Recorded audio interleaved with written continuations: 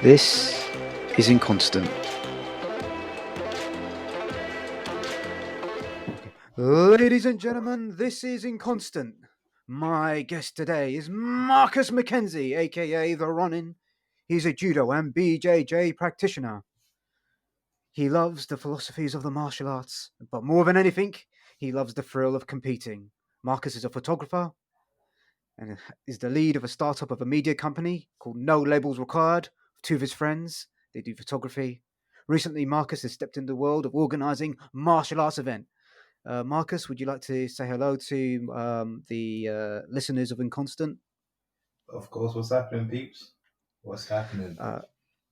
So glad to have you here, Marcus. So, Yeah, how are you? How you doing?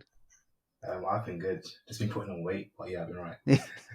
Yeah. So we're recording this June 19th, 2020. We're kind of at the tail end of the lockdown of the global COVID-19 Yeah. pandemic. So just to put this into a bit of a historical context. So what I'm going to do today, Marcus, is ask you a series of really weird questions. If there's a topic that you're not comfortable talking about, I'd like you to select a safety word now, and I'll stop asking that question. Safe. Let's just do Ronin. Ronin. Okay, that is your nickname, so we'll get on from there. So your safety word is Ronin. Okay, so the first question I'd like to ask you, Marcus, is how did you meet me? This is so funny. I remember when I shortly started taking up judo back in 2016, that I needed to add a bit of Jujutsu to my game. So I was looking up online the nearest BJJ schools that were near to me, and obviously you guys popped up. So I remember, I remember phoning you, and I was saying, "Look, yeah, I want to come down, but is it too late to come down?" He's like, "No, just come down, and then we'll just get you started." And then obviously it came down to Ali Pali BJJ, met yourself and the rest of the class, and then you know here we are today. That's good. Okay, so I'll start with the first weird question. I was once asked to leave a poker game because the smell of my farts was so foul that the other players found it distracting. Can you tell me about a time that you've been asked to leave somewhere? Oh, oh, that's a good one. That is a good one. I have to think now. I have to think. It was last year summertime where no labels required. We was doing a wedding shoot at a Somali wedding. So it was in a bit of videography and a bit of photography. But how it worked, as when we got to the venue, you have the female side and the male side. Yeah. So the males weren't allowed to be there sometimes, but we didn't know, like, we wasn't too sure as to when that would be. But so maybe I think we was doing the male stuff first, like getting the photography and the videography, and then when the female started coming in, obviously then we had to be, escorted out the building, so to speak. That segregated weddings, I find they're just such a pain in the ass.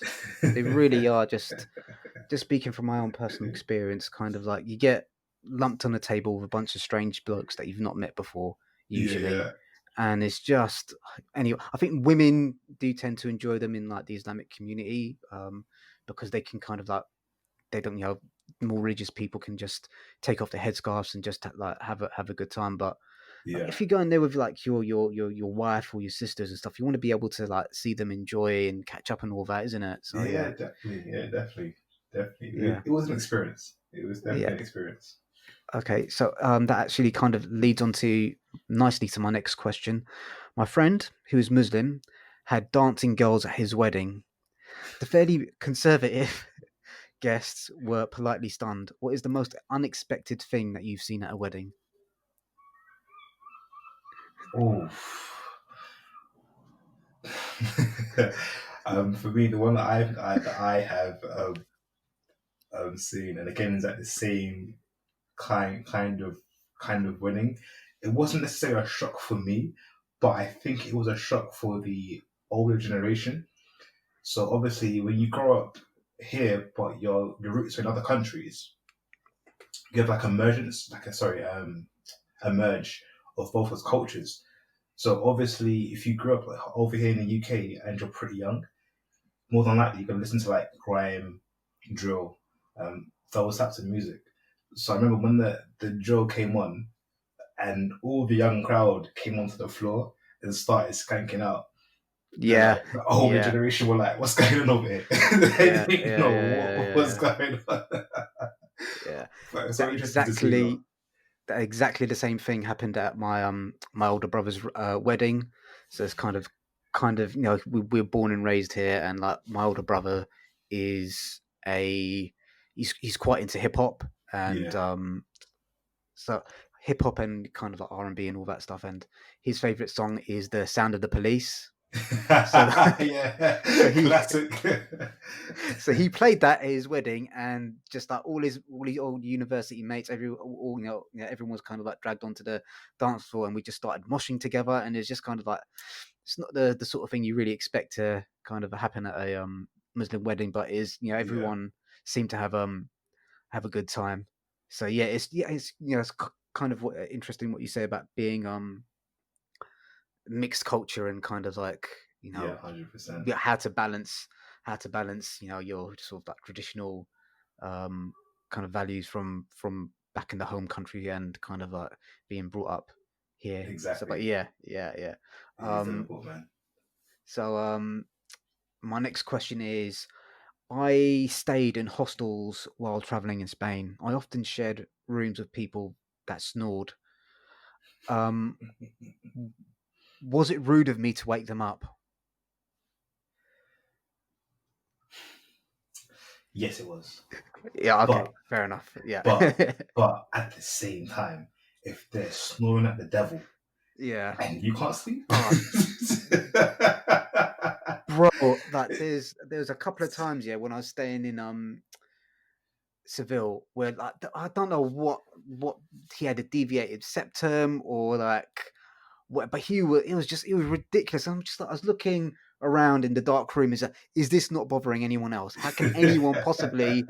There's 12 of us in this room, and this dickhead is snoring like a absolute donkey. But yeah, I didn't do anything on that occasion because I just thought, oh, it's a bit weird. Then there was another time when I was staying in Cordoba, yeah. and there's like I think 6 of us in the room, and someone started snoring, and I was just fed up. I'd been traveling all day, and I need a good night's sleep, and hopped down, and I was about to kind of wake the person up, and I realised it was a woman. It's like, oh yeah, I can't really touch her, so I Yeah. just got back into bed, man. Yeah, I was you just like can't. flipping That it. It's that just is yeah. hashtag me too all day.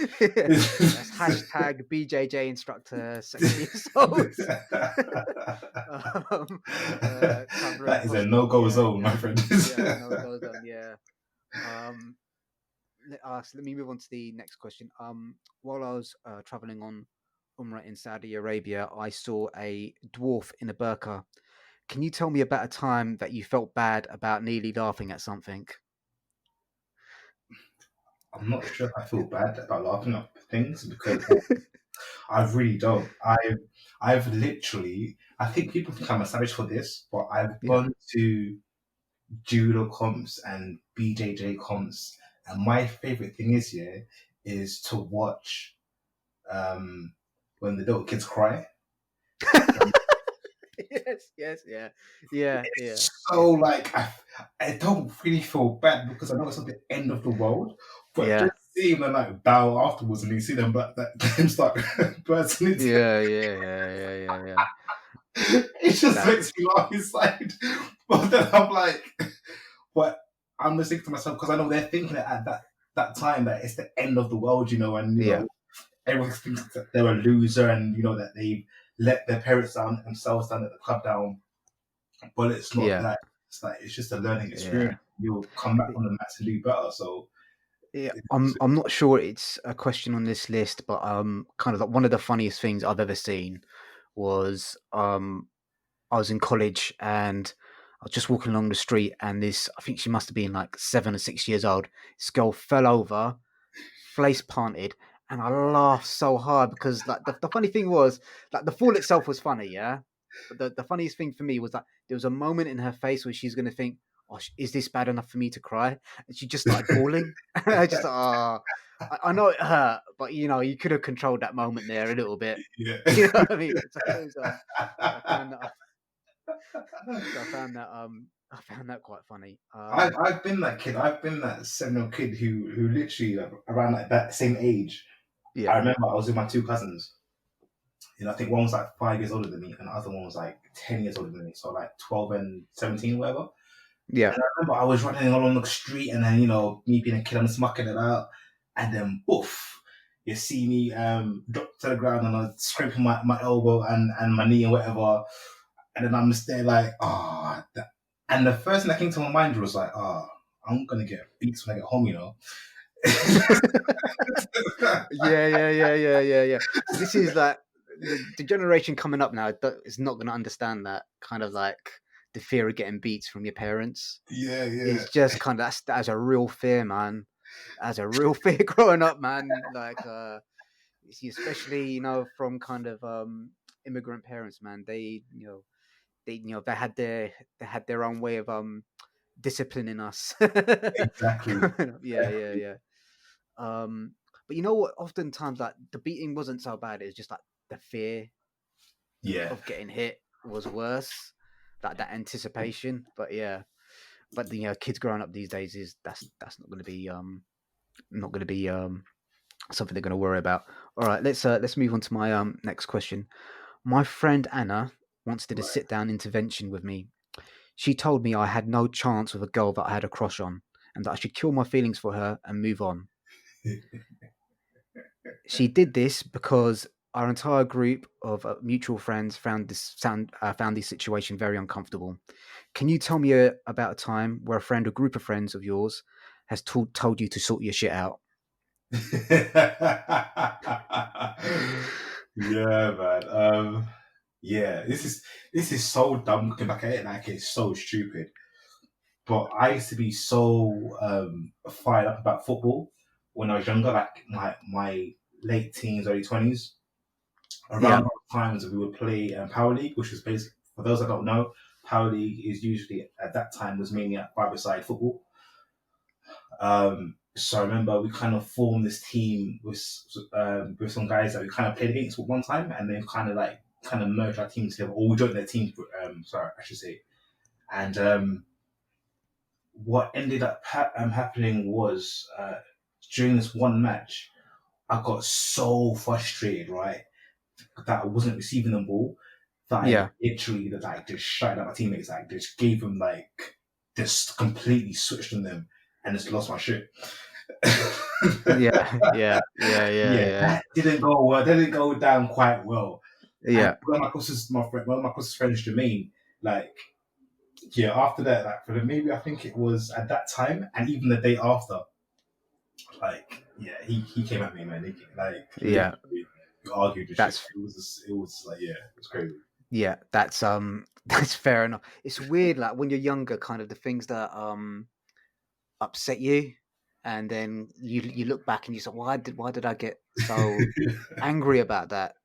Like, I remember literally kind of like, I used to me and a group of mates, we used to play um American football kind of Yeah. like every Sunday, and I can't even remember what the argument was about, but I literally got to the stage where it's like, oh, you guys are all dicks, I'm taking my ball and I'm going home. And I'm just like, what? Why get upset like that? It's just completely unnecessary. Yeah, it's just but that's a part of growing up, isn't it? Is just realizing Yeah. it's very difficult, I think, especially for blokes that to own up when you've made a mistake Yeah, definitely 100%. and kind of like you know what, my bad. And I think that's um I think that's a really it's very rare for me to come across someone that owns up to a mistake, and kind of the bigger the mistake, the harder it is to kind of like Yeah, say definitely you is. were in the wrong.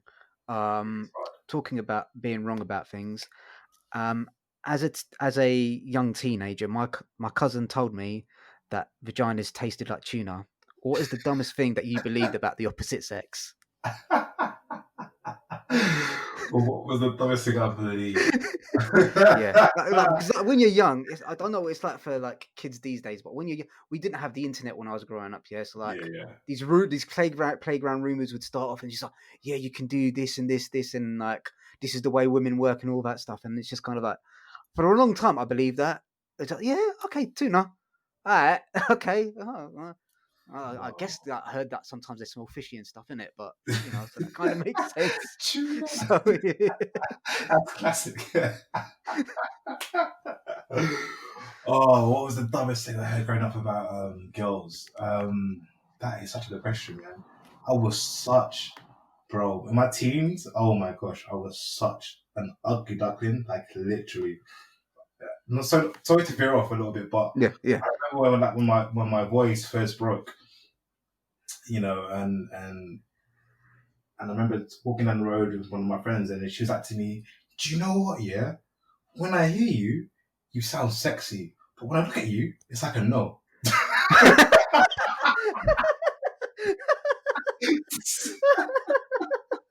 Oh no, bro. Oh I mate. was so Yeah. crushed, like like you could wish the earth would just like Yeah. swallow you whole there and then, like, right, man, No, like no chill, like this, it's destroyed my dreams. yeah, that's harsh, man. Oh dear. But you need that ego check now and then. The thing is, like, our listeners can't see Marcus at the moment. Obviously, he's a very handsome bloke. I have to say, like, Appreciate that. he's tall, beautiful, dark skin, very, very pleasant face. So it's I'm sure you don't have any troubles with that at the moment. But that's harsh, bro. That's harsh. Girls can be like that though, man. Especially, At that especially when age, you're younger, man. Yeah, ruthless, they don't. absolutely ruthless, man. I remember like my teenagers just being like it just being terrible for me and the opposite sex, man. I was just like, damn, Yeah, I've got like zero game, zero looks, zero anything. Like it was just like, oh my gosh, I am just floating about yeah. here. I still kind of yeah. I completely get you, man. It's like everyone. The thing is, like when you're kind of going through that period, like the only way to kind of like get better at it is by doing it, and you just have Yeah, to like toughen up. It's like I hate to use this analogy because if you do jiu-jitsu, guys, everything you kind of like refers back to jiu-jitsu, but it's yeah, just kind of like 100%. rolling. Like the first couple of times you start sparring, you're gonna get kind of like smoked. They're gonna get turned down, all of this, and then you just have to kind of develop that you get a bit tougher, bit tougher to kind of like you bat away the nose, you bat away all this because you try and convince them to kind of like speak to you and stuff. But yeah, it's tough. Have you had any kind of lockdown dates during kind of like the pandemic kind of virtual dating? Because I'm gonna be going on like a socially distancing date tomorrow, hopefully, and it's just kind of like I don't know what like um I don't know what like the procedure is, what the etiquette is and stuff. So I was just wondering if you'd had any kind of Yeah, like I virtual can't lie dates to or you. I have. I can't even try and be like, no, haven't you known? Like, yeah, no, yeah, yeah, yeah, To be fair, bro, I'll just tell you straight. Um, it was quite. It was. My days. I'm sure within like the first like 2 minutes, like 2 meter distance was broken in that 2 minutes. Like, yeah, yeah, yeah, yeah, yeah, yeah, yeah. it Fair was enough, just fair enough. like that went left real quick. So Yeah, yeah, yeah, I was like, huh. It wasn't like touching anything like that, but like the distance yeah, wasn't like TV, isn't it? It was just yeah, like yeah, yeah. Not two you sword were just, lengths apart. oh yeah, that died.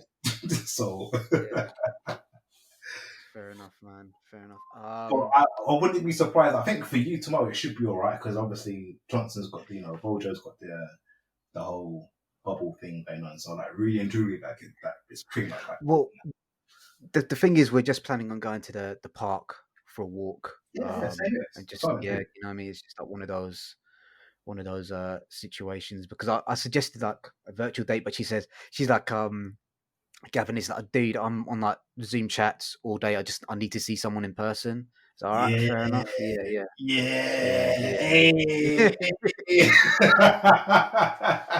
Yeah. Yo, we should play no games like that. Just like, hey, Zoom all day. No. I need some face to face. Need some time. Yeah, fair enough. That's okay. Um, yeah. What's the next question I should ask you? I've got like a list of these embarrassing things that have happened to me.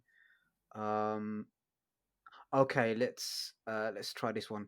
A judge once told me that a consent order that I drafted was so badly written that it was likely to leave my firm open to a negligence claim in the hundreds of thousands. Wow. Thankfully, my client wasn't in court, and I didn't tell my boss. What is the biggest mistake that you've made and not told anyone about? Woo! What have I done? Till today. They're gonna know today, aren't they? You know what? Do you know what? Yeah, with me, anything especially when I was younger, right? Anything that I'd done when I was younger, I would do my best to hide it from my mum. Because if Yeah, she found out, yeah, it yeah, was game over. So what? yeah, Oh, okay. This story is so sick. I don't think I'd be in trouble now for it, but I'll just say it anyway. So me and my brother. My brother is younger than me, right? yeah, He's like 7 years younger than me. So when we were younger, we used to like fight a lot. We used to argue and blah blah blah, and all that fun stuff. But one of these days, so one of those days, I should say, we was mucking about in the house, and we had like this kind of foam rocket. yeah, Kind of like this, if you just kind of pumped it, it would go flying across the room, sort of thing. yeah. So we was playing with that, right? So I'm like, all right, cool, boom, boom. So I've got the foam rocket. I've literally launched it, Yeah. hit my brother in the eye, and I Oh was like, no. oh shit, I'm gonna get beats. Yeah. The first one came to my head, that I'm gonna get beats. Not that hit my brother's eye. I'm gonna get licked. Oh yeah. No, We've all luckily been for me, like, his eye was fine and it wasn't like, you know what I mean? But yeah. just that moment there, I was like, oh shit, she cannot find We've that. She so cannot find that. I've got two brothers, one older, one younger, and it's just like we'd like rough house and wrestle with each other and like fight quite often. And there'd always be that time kind of like when it got too rough. He's like especially happened to my younger brother a bit where we'd hit him a bit too hard and he'd just kind of like go limp on the floor or bang his head a bit. It's just no, you're all right, you're all right, you're all right, you're fine, you're fine. Get up. Don't tell mom, don't tell mom. That happened quite often. I remember kind of like we used to do so many stupid things as kids. So like one of the things we used to do, me and my brothers, we used to do something called the slipper war. So we get Yeah. all the shoes in the house and we'd like line them up on either side of my mum's bed, Oh my my mum days. and dad's bed, and it'd be like World War One trench warfare. We'd take a shoe and try and hit each other. Wow. You guys are brutal. It's just kind of is kind of it's kind of funny. It's just like a few times like we came close to like knocking a lamp off a table and stuff like Yeah, that. I can imagine. I Probably was thinking that. probably probably Playing too should have much got games in the house, man. yeah yeah. Let's move on to the next question. I've answered that question twice. Okay, let's go for a bit of a gross one. I once accidentally drank some of my mate's piss. What is the grossest thing that you've had in your mouth? I think now, man. What food have I had that's so gross?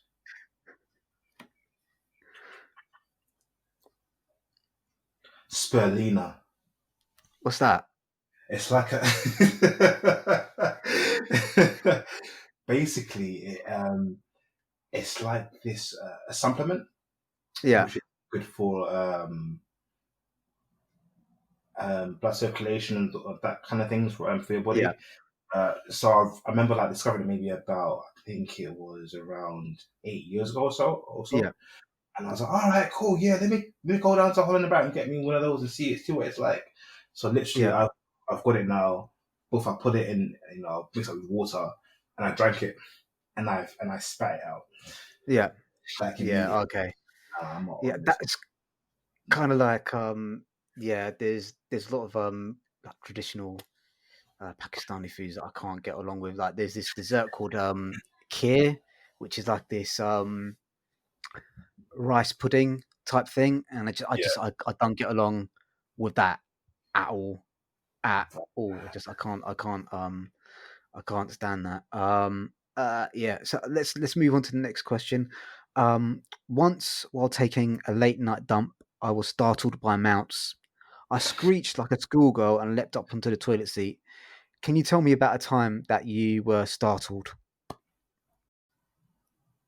Do you know what? Back in the day, I say back in the day, like it's years ago, when I used to work in retail in August. Yeah, So me and my friend, we would go around scaring people in it, like to go yeah, around quite nowhere scaring people.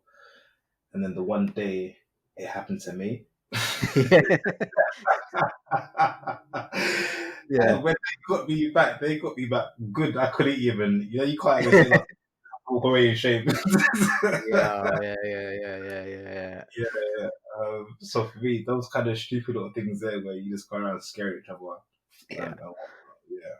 Yeah. So I remember like recently that my nephews insulted me, and like, it's like such a stupid insult, but there's like for me at the moment there was no good comeback that I had.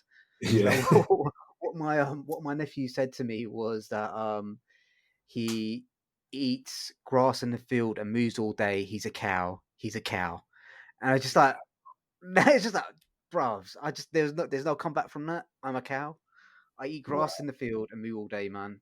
So it's just like Wow. one of them things. Yeah. Um. So let's have a couple more questions, and we'll have a bit of a general chat about kind of like projects you're working on and stuff. Coolio. So yeah, let's do this. I think you've kind of already addressed this question a little bit earlier on, but I'll ask it anyway. Once, after I'd finished training jiu-jitsu, me and my teammates stripped down to our underwear and had an impromptu bodybuilding contest. One of my friends said I had no ass. Not that I had a small ass or a flat ass, but I had no ass. This comment, this comment hurt me deeply. Can you tell me about a time, a hurtful comment that someone has made about your body? So I think you've already kind of mentioned that. Um, the girl at school saying that Oh, your voice was nice, but your body was no. I've got, But yeah, I've got more. Like, just even now during this lockdown period, right? So, literally, I went, was it before? No, I think no, it's just before lockdown, sorry, I should say. Around this kind of time anyway. But I went to my mum's house. yeah, Your mum's, you just talking and that, whatever, blah, blah, blah. But whenever I go see my mum, she always looks me up and down every single time without fail. She's always observing me for whatever reason. I don't know why she does it. She just does it. That's like her thing, right? yeah. And then she comes to me, right? And then she pokes my stomach and goes, you're getting fat. It's like, what? Oh, bro. She would destroy Oh, your confidence like that. And I'm just like, wow. And then she'd be like, yeah, bro. baby, fucking normal girls, innit?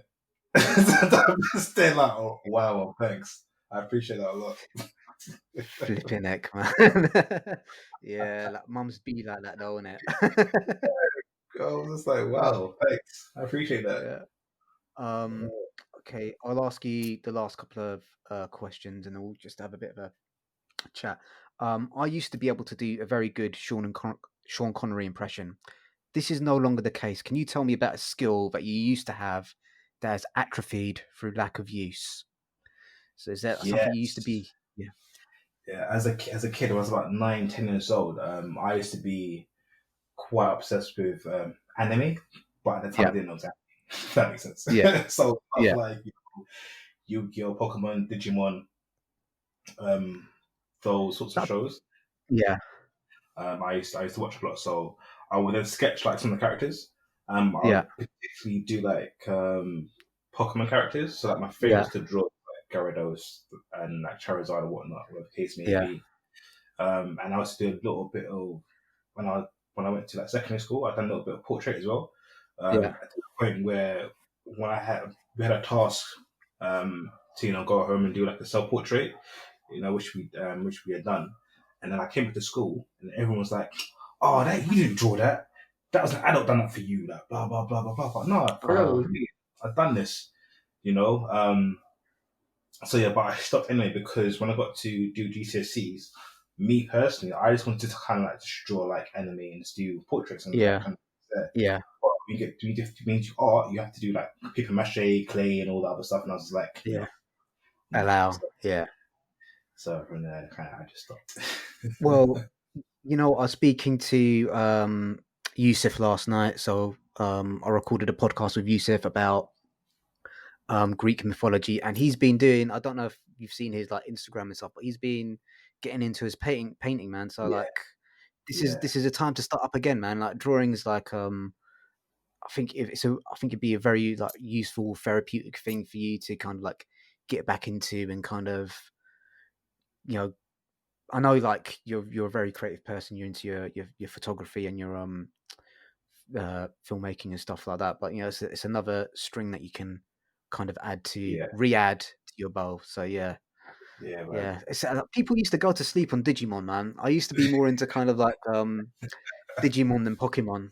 I think because the thing is, I never played the video games, so I'd Yeah, just yeah, be going on like how I enjoyed the TV show, and I just yeah. thought the Pokemon TV show was trash, but the Digimon one had this like epic thing, these kids being like transported to this world, and kind of like they've got these That's evil what I monsters that they have to defeat. So that's yeah, exactly yeah, I as like well. Digimon a lot. And they was like, "Oh, that's just a fake Pokemon," and I'm like, "No, you guys do not watch." Like, yeah, don't get me wrong, the theme's the same, like in terms of like these Pokemon monsters or whatnot. But the story is completely different because loser he can't win a damn championship against these kids who are out here like saving the world. Yeah, yeah, yeah, yeah, yeah, yeah. I was more Digimon than Pokemon myself as well. So, but Yeah. So I think my favorite one of them shows was Medabot. yeah, Do you remember remember? that? Yeah, Yeah, that's pretty fire. oh I really enjoyed that because like the main robot and partner, like the robot was just like this complete schlub. You just yeah. yeah, yeah, I really but he had that special medal inside him, so yeah, I quite I quite enjoyed that. Um, okay, so this is the last of the jokey questions I've got. As I've gotten older, I've grown hairy werewolf ears. I either have to trim these hairs or pluck them out. What is the most tiresome part of your self grooming regime? So, what's the thing that you have to kind of like do, kind of on the regular, to make yourself look nice? That you just think, if I could get rid of this, my life would be a lot better.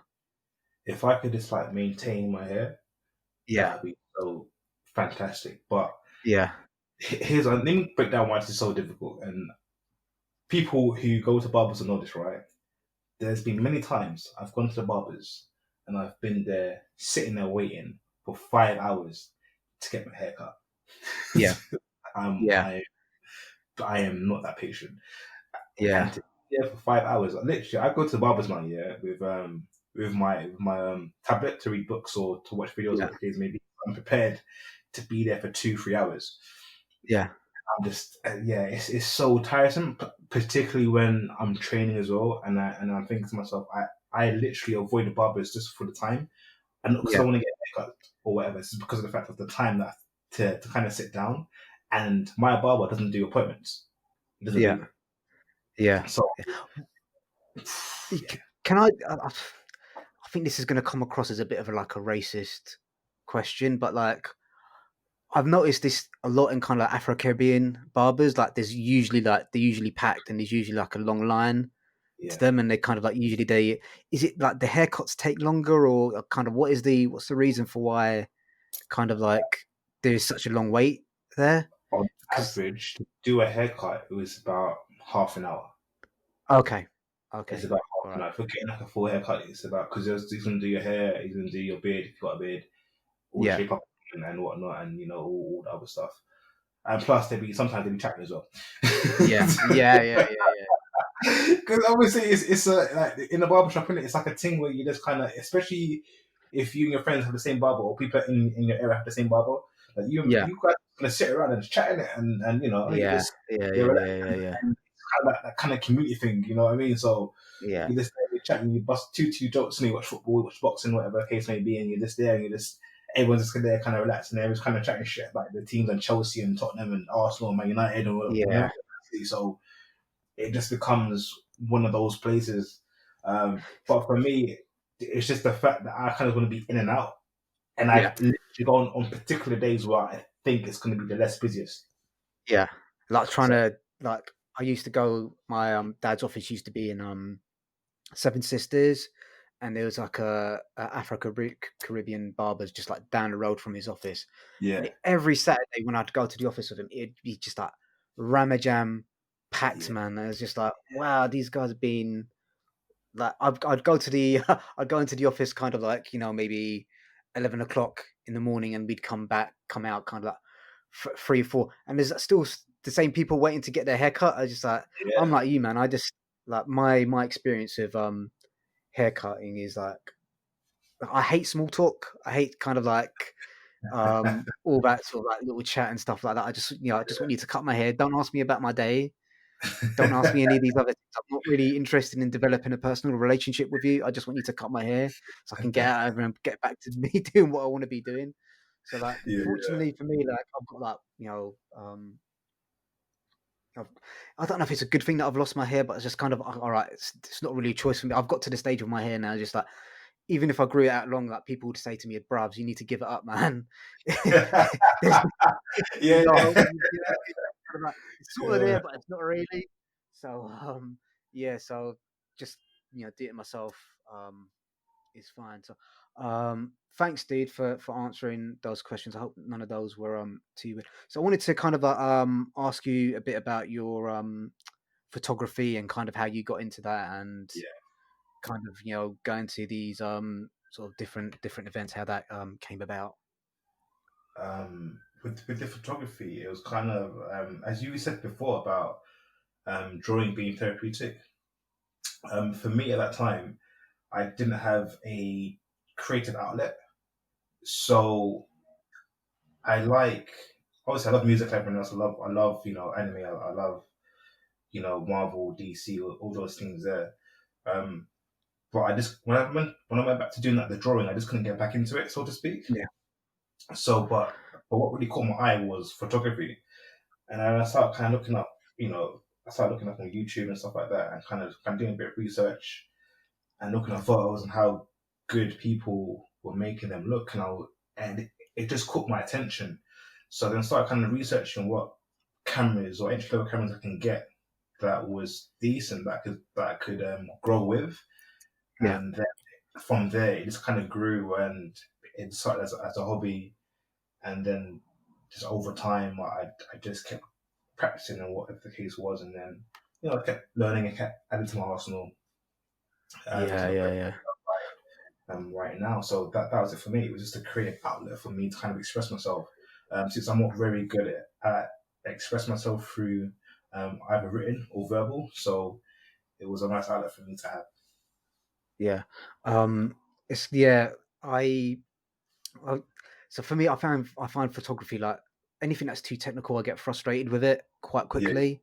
So I think it's nice that you got like the patience to kind of stick with it. Do you remember that used to be? I don't know if he's still around. There used to be this YouTube channel where they used to review like lenses and stuff. there's There's a like lot of there's a was it being Hong Kong guy, a guy from Hong oh Kong. What was his name? is he Oh, Oriental what was but his has name? like he's Chinese but has like a British accent. Yeah, yeah, yeah, yeah, yeah, yeah. And he used to Funny talk about fella. the Yeah, bokeh. Yeah. yeah. He's funny man. I like that guy. He's funny Oh, man. I love him. yeah, I yeah, love him. yeah. He's so So cool. like, it's an expensive habit to have, man. Kind of like the camera rigs, because I've got like a Canon 700D, and I Yeah, can only afford a couple of lenses because glass is yeah. expensive, man. It's expensive. So how you kind of, you got any tips for budding photographers out there in terms of like where to find Um, cheap gear, kind of like any of that stuff? yeah. For me, I think the problem that I found was I think the perspective that you have going into it is like you're looking at things through being a consumer Yeah, and not an owner. And what I mean by that is because we're so used to being pushed so many consumerist products. So, for example, like average laptops, average phones, and so on and so forth. We kind of have that kind of same mindset towards when buying a camera. But you can't look at buying a camera as for buying a camera. You have to look at it as buying a whole system because whatever system you decide to buy, you have to kind of stick with it. Yeah. So, for example, my first camera was the Sony A6000. So, what I had to look at was not just the camera itself, but what range of lenses it had, the cost of those lenses um, that are native and that are third party lenses, Yeah. and all the little accessories that come with it. So, like the tripods, the flashes, all those little accessories there. So, when you're buying a camera, you need to look at the different systems as to what systems you're going into, the bang for buck, and how and do you want to do this as a amateur, enthusiast or professional. So then once you can answer those questions, you can then decide as to what system to buy into. So for me, the system, the reason why I chose the Sony at the time was because it was a decently priced system that had a decent range of lenses which I could invest in. But also, the great thing about buying camera gear as well is that in our industry, it retains quite a high value. So if you bought, let's say, for example, a camera with a kit lens, and you bought it, let's say, for £400, more than likely, about 2 or 3 years down the line, if you want to sell it, you can maybe recoup back maybe 250 or £300 of it. Yeah. Yeah. Quite easily. Yeah. So let's say, Yeah. for example, you've maybe done like I don't know, like a job for a client, one or two. You've easily kind of made up your money from it as well. So depending on what angle you want to look at it from,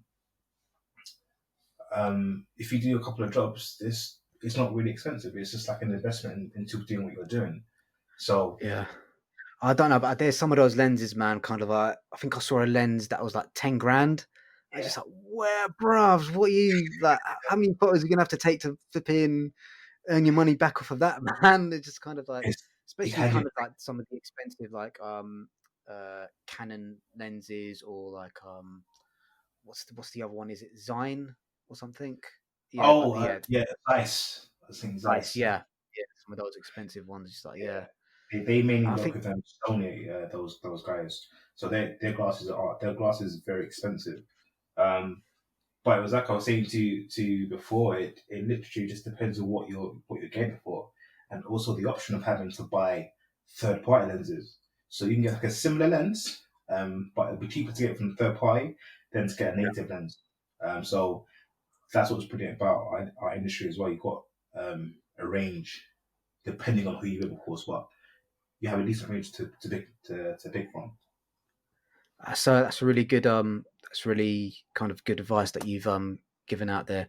In terms of no labels required and photography, usually you head out to Mardi Gras and carnivals and stuff like that. Due to lockdown, those events aren't happening. So I was just wondering what projects you guys had, if you've got any projects that you're working on at the moment, and kind of like what your plans for post lockdown are. It's quite interesting you've kind of asked me a question. I think like a lot of people who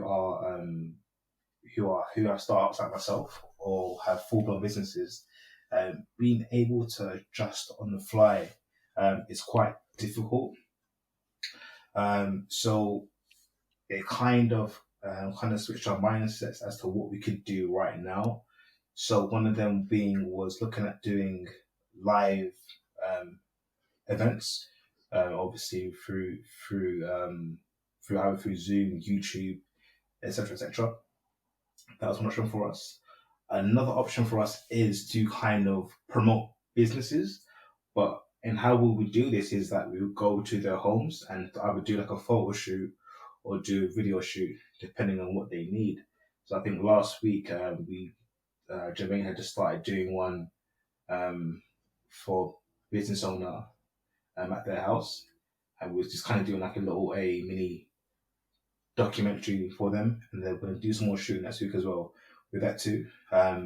Next couple of weeks, we're going to be starting shooting with Jeff and doing some instructional videos as well. And then for myself, I'll be doing a home shoot um, with a client next month with them as well. So it's literally just about adapting to what you have. And Yeah. we were planning to do this, but it kind of just happened, which was quite interesting. We didn't think we was going to do this so soon. It wasn't the plans, but because of what's happened right now, let's kind of switch them up and then kind of put this on the forefront right now, and then to see what we can do from that.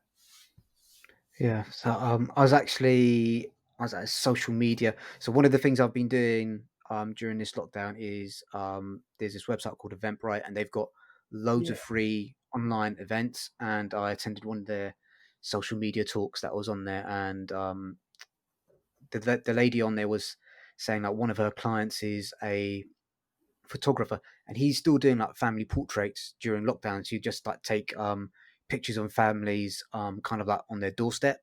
yeah, And it's kind of like, okay, that's kind of like when it's your way of making money, that's kind of like the drive to be innovative about kind of like getting that bread. Um, exactly, yeah, so yeah. The exactly. last thing I wanted to ask you about was the jiu-jitsu events that that you run. Kind of, no one knows when jiu-jitsu is going to be back, Yeah, really. I was speaking to Stuart and Raki about the judo club, and they think optimistically September time yeah. is realistic for the club to come back. So I was just wondering, what your plans. I mean, once lockdown's finished, kind of where you want to go with the jiu-jitsu events, seeing kind of like in the medium to kind of like long term. To be fair, I don't think we'll be doing any until possibly until 2021. Yeah, Um, I think the main focus for us right now is that we're just in the planning stages. So I've literally recently just developed some new logos for the new event because it's going to be rebranded. yeah. So just literally just finished doing that a few months ago, and now it's basically just planning on how we're going to do the next event when it's safe. We're looking to go to a bigger venue next time as well. So that would make things a lot easier, maybe make people a lot more easy. And once again, because of this, we don't know how comfortable people are going to be being in big gatherings. So once again, what Yes, yeah. we're looking at is streaming it live. So again, it's all about being able to adapt and and adapting with the audience. So that's what we're looking at right now. Obviously, as time goes by and see what happens with Miss Rona, we'll see what happens with that, and then once we have more of a clearer idea, we can then proceed forward as to when we can actually set in a definite date.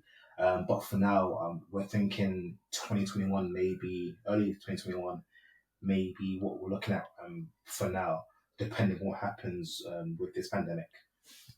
Okay, I think that sounds really sensible, actually.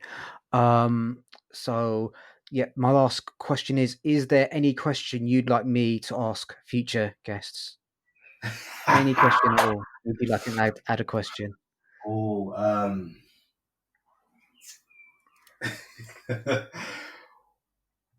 hmm, have what was it like having the sex talk with their parents? Ah, ha, ha, ha, ha, ha, ha. Yeah, that's yeah, that'd I've be like. still not had that talk because I'm from a Pakistani family, so yeah, we don't talk about that thing. I'm adding that. Talk with your parents. Okay, I'm adding that. Okay, dude, that's all my questions for today. Can Brilliant. you please let my audience know where they can find you on social media and kind of any projects that you want to kind of like plug or promote and stuff like that?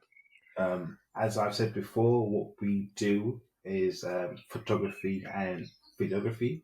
If you're interested in our services, you can find us on Instagram as no labels required. Again, that is no labels required. If you want to follow myself personally, I'm known on the gram as the Ronin 88. So that is Tango Hotel Echo Romeo Oscar November India, November 88.